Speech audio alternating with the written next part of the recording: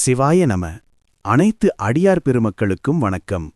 இந்த வாக்கு உரையானது கடந்த 23/12/2025 அன்று இலங்கை கீரிமலையில் நடந்த சிவபுராண கூட்டுப் பிரார்த்தனையில் அகத்திய பெருமானால் உரைக்கப்பட்டது. வாருங்கள், வாக்கின் உரைக்குள் செல்வோம். இறைவா நீயே அனைத்தும், இறைவா நீ நன்றாக இருக்க வேண்டும். அன்னை ஸ்ரீ லோபாமுத்ராவுடனுரை தந்தை அகத்திய மாமுனிவர் திருவடிகளை பணிந்து ஈரேழு உலகத்தையும் காத்து அருளக்கூடிய அன்னை ஸ்ரீ உண்ணாமலை அம்மையுடனுரை தந்தை அண்ணாமலையார் பொற்கமலத்தை பணிந்து பதிவினை வெளியிடுகின்றோம். வணக்கம். இந்த தெய்வீக பதிவுக்கு கேக்குற நீங்க உண்மையிலேயே பாக்கியம் செஞ்ச ஆன்மாக்கள். ஆமாம், சித்தர்களோட இந்த ஞான செய்தியை கேட்கும்போது உங்க வாழ்க்கையில நிச்சய நல்ல விஷயங்கள் நடக்கும். இன்னைக்கு நாம ஸ்ரீராமர் பாலத்தை பத்தி ரொம்ப ஆழமா பார்க்க போறோம். இது வெறும் ஒரு சரித்திரம் சம்பந்தப்பட்ட விஷயம் இல்ல. இல்லவே இல்ல. இது நம்ம எல்லாரோட பாதுகாப்பு சம்பந்தப்பட்ட ஒரு பிரபஞ்ச ரகசியம். அப்படியா? சரி, இந்த ஆய்வை முழுசா கேட்கும்போது நேயர்களுக்கு என்னென்ன பலன்கள் கிடைக்கும் முதல்ல சொல்லிடலாமா? கண்டிப்பா. முதல்ல ஸ்ரீராமர் பாலம் எதுக்காக கட்டப்பட்டதுங்கிற அந்த மறைக்கப்பட்ட உண்மையை நீங்க தெரிஞ்சுக்குவீங்க. அடுத்ததா அது எப்படி பூமியோட சமநிலைய பாதுகாக்குதுன்னு புரிஞ்சுக்குவீங்க. கடைசியா ரொம்ப முக்கியமா ராமேஸ்வரம் கற்களோட சக்தி பத்தியும் அது மூலமா உங்களுக்கு கிடைக்க போற ஆன்மீக பாதுகாப்பு பத்தியும் தெரிஞ்சுக்குவீங்க. கேட்கவே ரொம்ப ஆர்வமா இருக்கு. சரி, அப்போ முதல் விஷயத்துக்கு வருவோம். ஆதாரங்கள் படி ஸ்ரீராமர் பாலத்தோட நோக்கம் சும்மா கடலை கடக்கிறது மட்டும் இல்லைன்னு சொல்றீங்க. அதுதான் உண்மை. அதோட முக்கியமான பிரதானமான நோக்கம் என்னன்னா, பெர்முடா முக்கோணத்துக்கு அடியில் இருக்கிறதா சொல்லப்படுற மாந்திங்கிற ஒரு கிரகத்தை நிலைநிறுத்துறது தான். மாந்தியா? ஒரு நிமிஷம். அந்த கிரகம் கடலுக்கு அடியிலிருந்து மேல வந்தா என்ன ஆகும்? அதுதான் பேராபத்து. அது மேல எழும்புச்சுன்னா இந்த உலகத்துக்கே பெரிய அழிவு ஏற்படும்னு சொல்லப்படுது. ஸ்ரீராமர் பாலம் ஒரு எடைக்கல் மாதிரி செயல்பட்டு அந்த மாந்தி கிரகத்தை அப்படியே சமநிலையில வச்சிருக்கு. இது ரொம்ப சுவாரஸ்யமான தகவலா இருக்கே. அப்போ இந்த பாலத்தோட கட்டுமானம் அது எப்படிப்பட்டது? அதுவும் சாதாரண கட்டுமானம் இல்ல. இந்த பாலத்துல பயன்படுத்தப்பட்ட கற்கள் அந்த மாந்தி கிரகத்தோட ஆற்றலை சமன் செய்யற ஒரு விசேஷ தன்மை கொண்டது. ஓஹோ.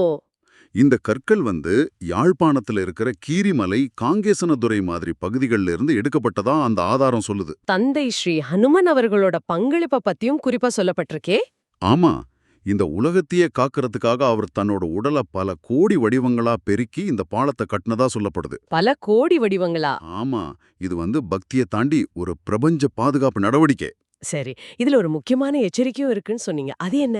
இப்ப எடுக்கிற காலகட்டத்துல அந்த பாலம் அதோட வலிமையை கொஞ்சம் கொஞ்சமா இழந்துட்டு வருதுன்னு சொல்லப்படுது. ஐயோ, அப்படி நடந்தா மாந்தி கிரகம் மெதுவா மேல எழும்ப ஆரம்பிக்கும். அதனால சுனாமி மாதிரி இயற்கை சீற்றங்கள் ஏற்படலாம். இது பௌதிகமான பாதிப்பு.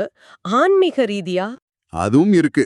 இது மனிதர்களுக்குள்ள ஒருவித மனக்குழப்பத்தை உண்டாக்கி அவங்கள பக்தி மார்க்கத்திலிருந்து விலகச் செய்யணும்னு ஒரு எச்சரிக்கை இருக்கு. அப்போ இதுல இருந்து நம்மள பாதுகாத்துக்க வழி இருக்கா? ஏதாவது சொல்லப்பட்டிருக்கா? நிச்சயம் வழிகாட்டப்பட்டிருக்கு. ராமேஸ்வரத்துல இன்னைக்கும் தண்ணியில மிதக்கிற கற்கள் கிடக்குது இல்லையா? ஆமா, பாத்திருக்கோம். அந்த பாலத்துக்கு பயன்படுத்தப்பட்ட அதே தன்மை கொண்ட அந்த கற்கள்ல ஒன்றை வாங்கி வச்சு ஒரு பாத்திரத்துல தண்ணி ஊத்தி அதுக்குள்ள மூழ்கி இருக்கிற மாதிரி வைக்கணும். வீட்லயா? அப்படி செஞ்சா என்ன ஆகும்? அப்படி செய்யும்போது அது உங்க வீட்டுக்கு ஒரு பெரிய சக்தியையும் ஒரு பாதுகாப்பு கவசத்தையும் கொடுக்கும். மாந்தி கிரகம் மட்டும் இல்ல, மத்த கிரகங்களால ஏற்படுற தீய விளைவுகள்ல இருந்தும் உங்களை பாதுகாக்கும். ஒரு பிரபஞ்ச பிரச்சனைக்கு இவ்வளவு எளிமையான தீர்வா? ஆமா, அதுதான் சித்தர்களோட கருணை. சரி, நாம இன்னைக்கு பேசின விஷயங்களோட சாராம்சத்தை ஒரு 3 முக்கிய புள்ளிகளா தொகுத்து சொல்லலாமா? கண்டிப்பா. முதல் விஷயம், ஸ்ரீராமர் பாலங்கிறது வெறும் சரித்திர சின்னம் இல்ல, அது பூமிய மாந்திங்கிற கிரகத்துக்கிட்ட இருந்து காக்குற ஒரு தெய்வீக பாதுகாப்பு அரண். சரி, ரெண்டாவது, அந்த பாலத்தோட தற்போதைய பலவீனம் உலக அளவுல பெரிய தாக்கங்களை ஏற்படுத்த வாய்ப்பிருக்கு. இது ஒரு எச்சரிக்கை. ஓகே. மூன்றாவது, இந்த கிரக தோஷங்கள்ல இருந்து நம்மள பாதுகாத்துக்க ராமேஸ்வரம் கற்களை வீட்ல வச்சு வழிபடுறது ஒரு மிகப்பெரிய ஆன்மீக பலத்தை கொடுக்கும். ரொம்ப தெளிவா சொன்னீங்க. நேயர்களே, இந்த முக்கியமான செய்தியை நீங்க உங்களுக்குள்ள மட்டும் வச்சுக்காதீங்க. தயவு செஞ்சு இது ஒரு உலகளாவிய செய்தியா பாருங்க.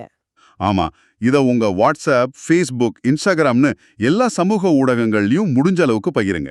நீங்க இந்த காணொளிய பதிவிறக்கம் செஞ்சு உங்க யூடியூப் சேனல்கள்ல கூட பதிவேற்றலாம். இதுக்கு எந்த பதிப்புரிமையும் கிடையாது. நல்ல ஞாபகம் வச்சுக்கோங்க. இந்த மாதிரி தெய்வீக ஞானத்தை பரப்புவது மக்களுக்கு வழிகாட்டுற ஒரு சிறந்த சேவை. இது உங்களுக்கு முதல் தர உயர் புண்ணியத்தை பெற்றுத்தரும். சித்தர்களோட இந்த ஞான செய்தியை இவ்ளோ பொறுமையா கேட்ட உங்க எல்லாருக்கும் எங்க மனமார்ந்த நன்றிகள். ஓம் அன்னை ஸ்ரீ லோபாமுத்ரா உடனுரை தந்தை அகத்திய மாமுனிவர் திருவடிகளில் சமர்ப்பணம். சர்வம் சிவார்ப்பணம்.